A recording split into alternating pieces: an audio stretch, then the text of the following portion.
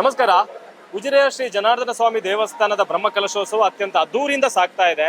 ನಾವೆಲ್ಲರೂ ಕೂಡ ದೇವರ ದರ್ಶನವನ್ನ ಮಾಡಿ ದೇವರ ಪ್ರಸಾದವನ್ನು ಸ್ವೀಕರಿಸಿ ನಂತರ ನಾವು ಸುಪ್ರಸಾದ ಭೋಜನಾಲಯಕ್ಕೆ ಬರ್ತಾ ಇದ್ದೀವಿ. ಅಲ್ಲಿ ಬಂದು ದೇವರ ಪ್ರಸಾದವನ್ನು ಸ್ವೀಕಾರ ಮಾಡ್ತಾ ಇದ್ದೀವಿ. ಇಲ್ಲಿ ಅನ್ನ ಸಂತರ್ಪಣೆ ನಡೀತಾ ಇದೆ. ಆ ಪ್ರಸಾದವನ್ನು ಸ್ವೀಕರಿಸಿ ನಾವೆಲ್ಲರೂ ಕೂಡ ಸಂತುಷ್ಟರಾಗಿದ್ದೀವಿ. ಅದರ ಹಿಂದೆ ನಾವು ತಯಾರಕರ ಜೊತೆಗೆ ಮಾತುಕತೆಯನ್ನು ಮಾಡಿದ್ವಿ. ಆದರೆ ಆಹಾರ ಸಮಿತಿಯ ಸಂಚಾಲಕರು ನಮ್ಮ ಜೊತೆಗಿದ್ದಾರೆ. ಅವ್ರು ಯಾರು ಬೇರಾರು ಅಲ್ಲ, ಉಜಿರೆಯಲ್ಲಿ ಅತ್ಯಂತ ದೊಡ್ಡ ವ್ಯಕ್ತಿ. ಹೋಟೆಲ್ ಮೂಲಕ ನಮ್ಮ ಉಜಿರೆಗೆ ಪರಿಚಿತರು. ಅವರ ಆಹಾರ ಅಂತ ಹೇಳಿದ್ರೆ ಎಲ್ಲರೂ ಕೂಡ ಆ ಜನಗಳು ಸೇರ್ತಾರೆ. ಬೇರಾರು ಅಲ್ಲ, ಅವರೇ ನಮ್ಮ ಹೋಟೆಲ್ ದಿಶಾದ ಮಾಲಕರಾಗಿರುವಂತಹ ಅರುಣ್ ಕುಮಾರ್ ಅವರು. ಸರ್ ನಮಸ್ತೆ. ನಮಸ್ತೆ. ನಾನು ಅನ್ಕೊಂಡಿರ್ತೀನಿ ಎಲ್ಲ ಕಾರ್ಯಕ್ರಮದಲ್ಲಿ ಆಹಾರ ಎಲ್ಲಿ ತಯಾರಾಗುತ್ತೆ ಅಲ್ಲಿ ಅರುಣಣ್ಣ ಇರ್ತಾರೆ. ಅರುಣಣ್ಣ ಇದ್ರೇನೆ ಅದೊಂದು ಆ ಕೆಲಸಕ್ಕೆ ಪೂರ್ಣವಾಗಿರುತ್ತೆ ಅನ್ನೋಂಥದ್ದು ನಾನು ತುಂಬಾ ಕಡೆ ಗಮನಿಸಿದ್ದೀನಿ. ಇವತ್ತು ಕೂಡ ನಮ್ಮ ಜನಾರ್ದನ ಸ್ವಾಮಿ ದೇವಸ್ಥಾನ ಬ್ರಹ್ಮಕಲಶೋತ್ಸವದ ಆಹಾರ ಸಮಿತಿಯ ನೀವು ಸಂಚಾಲಕರಾಗಿದ್ದೀರಿ. ಏನ್ ಅನಿಸ್ತಾ ಇದೆ ಈ ಸಂದರ್ಭದಲ್ಲಿ ಅಂತ? ನನಗೆ ಬಹಳ ಖುಷಿ ಆಗ್ತಾ ಉಂಟು. ಯಾಕೆಂತ ಹೇಳಿದ್ರೆ ನಮ್ಮ ದೊಡ್ಡ ದನಿಗಳಂತಹ ವಿಜಯನಗರ ಭಟ್ನಾಯರ್ ಆವಾಗಲೇ ಅವರು ನನ್ನ ಮೇಲೆ ಭರವಸೆ ಇಟ್ಟಿದ್ರು. ಹೋದ ಸಲ ಬ್ರಹ್ಮಕಲಶ ಸಂಚಾಲಕ ನಾನು ಆಗಿದ್ದೆ. ಹಾಗೆ ಬೇರೆ ಬೇರೆ ದೇವಸ್ಥಾನಗಳ ಅವಕಾಶ ನನಗೆ ಮಾಡಿಕೊಟ್ಟಿದ್ದಾರೆ. ಇವತ್ತು ಅವರ ಮಗ ಶರಗೇಶ್ ಭಟ್ನಾಯರ್ ಅದನ್ನೇ ಮುಂದುವರಿಸಿ ನನ್ನ ಮೇಲೆ ದೊಡ್ಡ ಭರವಸೆ ಇಟ್ಟು ಇಷ್ಟು ದೊಡ್ಡ ಕಾರ್ಯಕ್ರಮದ ಬ್ರಹ್ಮಕಲಶ ಹೇಳಿದ್ರೆ ಇವತ್ತು ಉಜಿರೆ ಬ್ರಹ್ಮಕಲಶ ಇವತ್ತು ರಾಜ್ಯಾದ್ಯಂತ ಪ್ರಚಾರ ಆಗಿದೆ. ಸಾವಿರ ಸಂಖ್ಯೆಯಲ್ಲಿ ಇವತ್ತು ಈ ಅನ್ನಪ್ರಸಾದ ಸುಪ್ರಸಾದ ಭೋಜನ ಬಂದು ನಮ್ಮ ಸುರುಚಿ ಪಾಕಶಾಲೆಯನ್ನು ನೋಡಿ ಬಹಳ ಖುಷಿಪಟ್ಟಿದ್ದಾರೆ. ಇದರ ಎಲ್ಲ ರೀತಿಯ ಪದಾರ್ಥಗಳನ್ನು ತಿಂದು ಖುಷಿಪಟ್ಟಿದ್ದಾರೆ.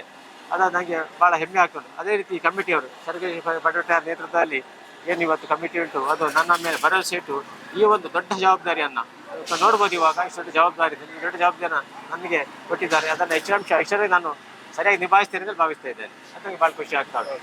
ಪಾಕಶಾಲೆಯಲ್ಲಿ ಏನ್ ತಯಾರಾಗಬೇಕು, ಯಾವ ರೀತಿಯ ಕೆಲಸ ಆಗಬೇಕು ಎಲ್ಲದನ್ನ ಕೂಡ ಅರುಣ್ ಕುಮಾರ್ ಅವರ ಮಾರ್ಗದರ್ಶನದಲ್ಲಿ ನಡೀತಾ ಇದೆ. ಸೊ ನಾವು ಮಾತಾಡ್ಕೊಂಡು ಹೋಗೋಣ. ಯಾವ್ದೆಲ್ಲ ತಯಾರಿಗಳು ಯಾವ ರೀತಿಯಾಗಿ ಮಾಡ್ತಾ ಇದ್ರಿ? ನಿಮ್ಮ ತಂಡಗಳು, ತಯಾರಕರು ಒಂದು ಕಡೆ ಆದ್ರೆ ಆ ತಂಡಗಳೇನಿದೆ ಆ ತಂಡಗಳು ಮುಖ್ಯವಾಗಿರುತ್ತೆ, ಅವರಿಗೆ ಕೊಡುವಂತ ಮಾರ್ಗದರ್ಶನ ಮುಖ್ಯವಾಗಿರುತ್ತೆ. ಅದ್ರ ಬಗ್ಗೆ ಹೇಳೋದಾದ್ರೆ ನಮಗೀಗ ತೆರಿಗೆ ಇಲ್ಲಿ ಪರಿಚಯ ಆದದ್ದು ರವಿಕುಂಟಿಯರ್ ಅವರ ನಾನು ಮಾತಾಡಿಸಿ ಶರತ್ತನ ಹತ್ರ ಮಾತಾಡಿ ಒಳ್ಳೆ ಅಡಿಗರು ನಮ್ಮ ಹತ್ರ ಇಲ್ಲಿದ್ದಾರೆ ಅವ್ರನ್ನ ಮಾತಾಡಿಸುವಂತ ಮಾತಾಡಿ ಅವ್ರ ಹತ್ರ ಮಾತಾಡಿದ ನಂತರ ಖುಷಿ ಪಟ್ಟರು. ಆಯ್ತು ನಾವು ಮಾಡಿಕೊಡ್ತೇವೆ ಅಂತೇಳಿ. ಯಾಕಂದ್ರೆ ಅವರು ದೊಡ್ಡ ಹಿನ್ನೆಲೆ ಉಂಟು ಅವರ ಹತ್ರ. ಯಾಕಂದ್ರೆ ಸಾಧಾರಣ ಸಾಮರ್ಥ್ಯದವರು ಸಾಕಾಗುವುದಿಲ್ಲ, ದೊಡ್ಡ ಸಾಮರ್ಥ್ಯದವರು ನಮಗೆ ಬೇಕು. ಆ ರೀತಿ ತಂಡ ನಮಗೆ ರವಿಕುಂಟಿನಿ ಅವರ ತಮ್ಮ ದೊಡ್ಡ ಬಳಗವೇ ಹೊರತು ಉಂಟು. ಹಾಗಾಗಿ ಮಾತಾಡುವಾಗ ಭಾರಿ ಖುಷಿ ಪಟ್ಟವರು.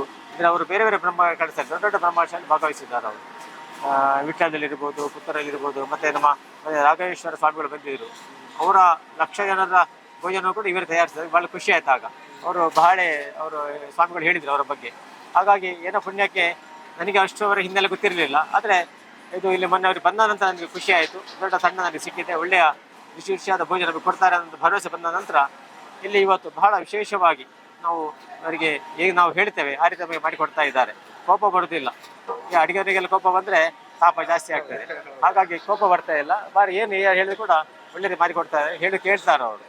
ನಾವು ಕೂಡ ಅವ್ರು ಮಾಡಿ ನಾವು ಕೂಡ ನೋಡ್ತೇವೆ ಯಾವುದು ಟೇಸ್ಟ್ ಸರಿ ಉಂಟು ಸರಿ ಇಲ್ಲ. ನಾವು ಅವ್ರು ಹೇಳ್ತೇವೆ ಹೀಗೆ ಮಾಡಬೇಕು ಅದನ್ನು ಅವರು ಒಪ್ಪಿಕೊಂಡು ಅದನ್ನು ಚಂದ ಮಾಡಿ ಕೊಡ್ತಾ ಇದ್ದಾರೆ. ಹಾಗೆ ಅವರು ವಿಶೇಷವಾದ ಧನ್ಯವಾದ ಸಮರ್ಪಿಸ್ತಾ ಇದ್ದಾರೆ. ಹಾಗೆ ಖಾಲಿ ಅಡಿಗೆ ಮಾಡಿದರೆ ಸಾಕಾಗುವುದಿಲ್ಲ, ಮಾಡಿದ ಕೂಡಲೇ ಅದು ಮುಗಿಯುತ್ತಿಲ್ಲ ಅಲ್ಲಿಗೆ. ಅದರ ಮೇಲೆ ದೊಡ್ಡ ಕೆಲಸಗಳು ಬೇಕಾದಷ್ಟು ಉಂಟು. ನಮ್ಮ ದೊಡ್ಡ ತಂಡವಿಲ್ಲಿ ಉಂಟು. ಜಯಪ್ರಕಾಶ್, ಆಮೇಲೆ ನಮ್ಮ ಊರಿನವರು, ಇವರ ಎಲ್ಲ ಎಲೆ ಮರ ಕಾಯಿ ಅಂತೆ ಎದುರು ಕಾಣುವುದಿಲ್ಲ. ಆದರೆ ಹಿಂದಿಂದ ಅವರ ಕೆಲಸ ಮಾಡಿದ್ರೆ ಮಾತ್ರ ಮುಂದೆ ಹೋಗ್ಲಿಕ್ಕೆ ಆಗ್ತದೆ. ಇವರು ಮೊನ್ನೆಯಿಂದ ಯಾವಾಗ ಬ್ರಹ್ಮ ಸ್ಟಾರ್ಟ್ ಶುರುವಾದಿಂದ ಬೆಳಿಗ್ಗೆಯಿಂದ ರಾತ್ರಿವರೆಗೆ ಇಲ್ಲಿ ಇದ್ದು ಏನೆಲ್ಲ ಅದಕ್ಕೆ ಸಹಾಯಗಳು ಬೇಕು ಅದನ್ನು ಮಾಡಿಕೊಡ್ತಾ ಇದ್ದಾರೆ. ಒಂದು ವೇಳೆ ನಮ್ಮ ಅನುಪಸ್ಥಿತಿ ಇದ್ದು ಕೂಡ ಜವಾಬ್ದಾರಿ ಅವರು ತಗೊಳ್ತಾರೆ. ಏನು ಮಾಡಿಸ್ಬೋದು, ಏನು ಬೇಕು ಅಂತ ಯಾರಿಗೆ ಏನು ಹೇಳಬೇಕು ಅದನ್ನು ದೊಡ್ಡ ರೀತಿಯಲ್ಲಿ ಮಾಡಿ.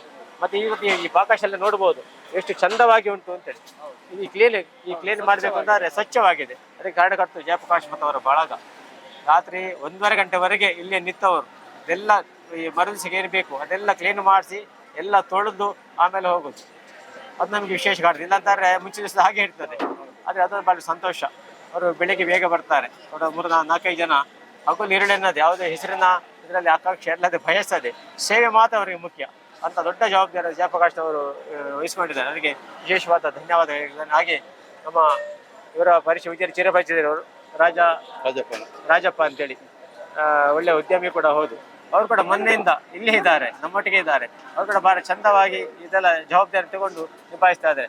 ಅಂಥವ್ರು ತುಂಬ ಜನ. ನಮ್ಮ ಕಿರಣ್ ಇದ್ದಾನೆ, ಕಿರಣ್ ಅತ್ತಾಜೆ ಈಶ್ವರಣ್ಣ, ಅಲ್ಲಿ ಈಶ್ವರಣ್ಣ ಇದ್ದಾರೆ ನೋಡಿ. ಇವರೆಲ್ಲ ಇವರೆಲ್ಲ ಕಾಣುದಿಲ್ಲ ನಮಗೆ. ಅವರು ಎಲ್ಲರೂ ಎಲೆಮರೆ ಕಾಯಿ ಕಾಯಿ ಅಂತೆ ಏನು ಗೊತ್ತಾ ಕೆಲಸ ಮಾಡಿದೆ, ಅದು ಖುಷಿ. ನಾವೆಲ್ಲ ಎದ್ದು ಪ್ರದರ್ಶನ ಬರ್ತೇವೆ ನಾವು, ಯಾಕಂದ್ರೆ ಅನಿವಾರ್ಯಗಳು ನಮಗೆ, ಎದ್ದು ಕಾಣ್ತೇವೆ ನೋಡ್ತೇವೆ ಎಲ್ಲ ಮಾಡ್ತೇವೆ. ಆದ್ರೆ ಇಂಥವರು ತುಂಬಾ ಜನ ನಮ್ಮೊಟ್ಟಿಗೆ ಇದ್ದಾರೆ, ಬಹಳ ಸಂತೋಷ ನನಗೆ. ಅವರಿಂದಾಗಿ ಇವತ್ತು ಏನು ನಮ್ಮ ಈ ಸೂರ್ಯಶಿ ಪಾಕಶಾಲೆ ಶುಚಿಯಾಗಿದೆ, ಶುಭ್ರವಾಗಿದೆ ಅಂತ ನಾನು ಹೋಗ್ಕೊಳ್ತೇನೆ.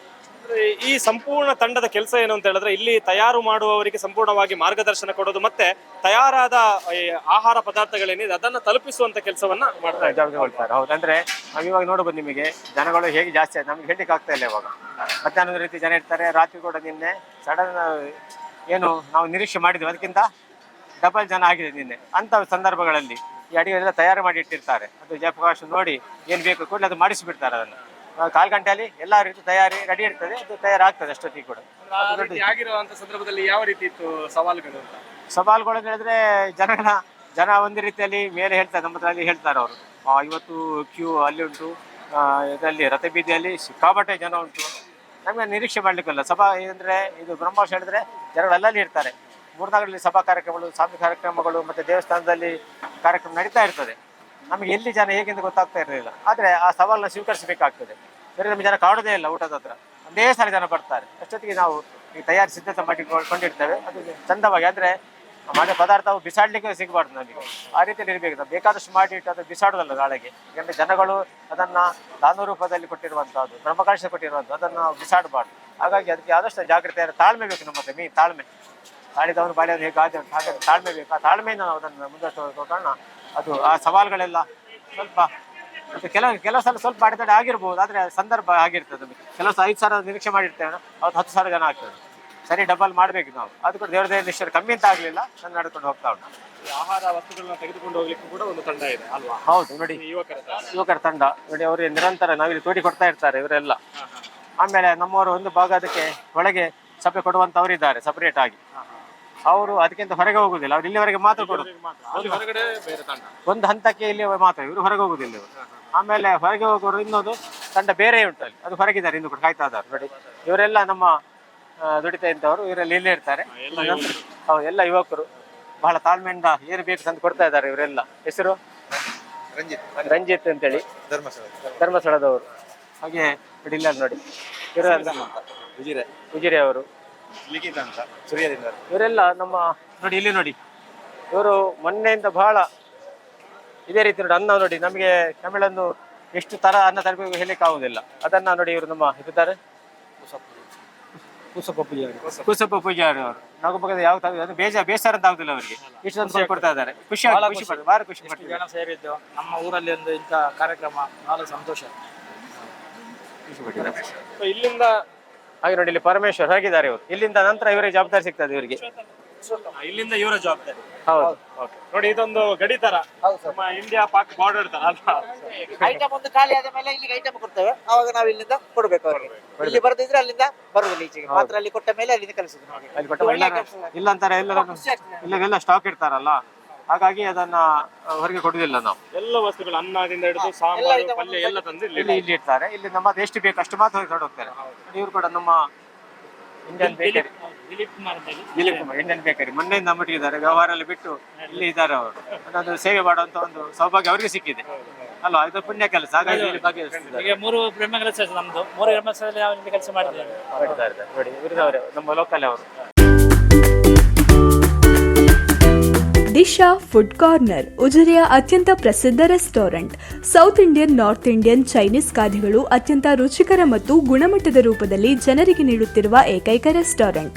ವಿವಿಧ ಐಸ್ ಕ್ರೀಮ್ಗಳಿಗೂ ದಿಶಾ ಫುಡ್ ಕಾರ್ನರ್ ಹೆಸರುವಾಸಿ. ಹಲವು ವರ್ಷಗಳಿಂದ ಕಾರ್ಯಾಚರಿಸುತ್ತಿರುವ ದಿಶಾ ಫುಡ್ ಕಾರ್ನರ್ನಲ್ಲಿ ನಿಮ್ಮ ಆಯ್ಕೆಯ ಆಹಾರಗಳ ಕ್ಯಾಟರಿಂಗ್ ವ್ಯವಸ್ಥೆಯೂ ಲಭ್ಯ. ರುಚಿಕರ ಆಹಾರದ ರೆಸ್ಟೋರೆಂಟ್ಗೆ ಇಂದೇ ಭೇಟಿ ಕೊಡಿ. Disha food corner, SDM college ಹತ್ತಿರ, ಮುಖ್ಯ ರಸ್ತೆ, ಉಜಿರೆ. ಮೊಬೈಲ್ ಸಂಖ್ಯೆ 7019416056.